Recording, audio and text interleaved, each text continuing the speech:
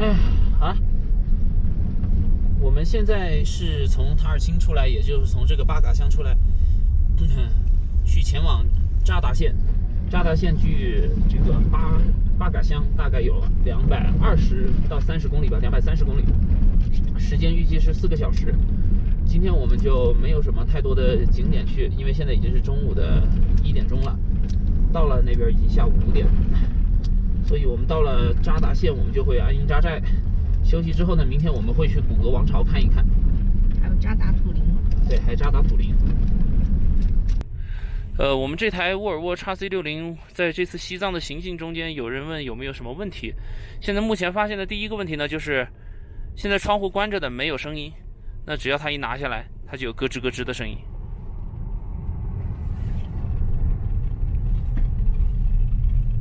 听到没有？哦，好明显。好明显的声音。哦。只要有一些细微的震动，它就会有那种声音。然后我给大家摇一下这个玻璃。都不用摇，就有这个声音。不知道听不听得清楚，录不录得进去，反正声音大概就是这种。好，我们再试一下主驾，看看是不是也有这样的情况。下一点玻璃看一看，也有轻微的这样的状况。所以这是装配工艺的问题吗？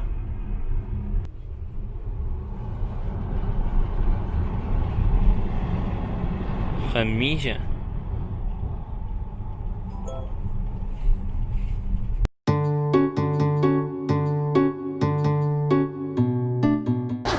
就是这个玻璃这个地方，感觉两边的主副驾的玻璃，可能后面的玻璃还有一点，主副驾比较明显一点。震动的时候，它有那种咯吱咯吱的声音。玻璃震动的有声音，对吧？对，就像是那种胶条和玻璃摩擦的那种声音一样的。然后呢，还有其他吗？其他的暂时没有。好。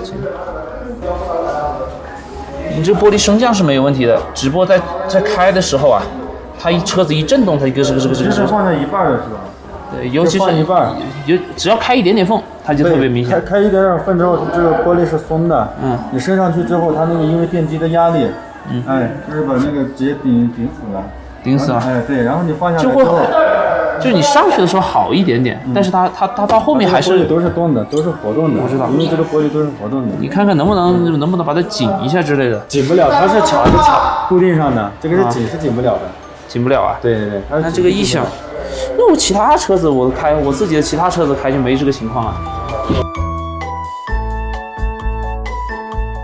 在做保养的时候，我跟他讲了这个玻璃异响的问题，他竟然说。玻璃本身就是松的，你只有顶上去，就是玻璃整个关上的时候才是卡死的，这一点我认可。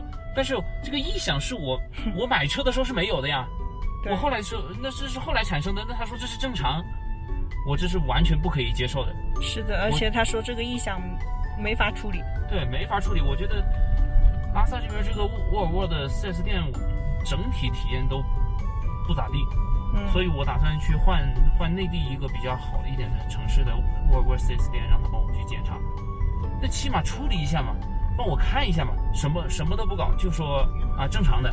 因为那是个销售，接待你的是个销售，我觉得。然后他就不处理了。对，他就直接不处理了。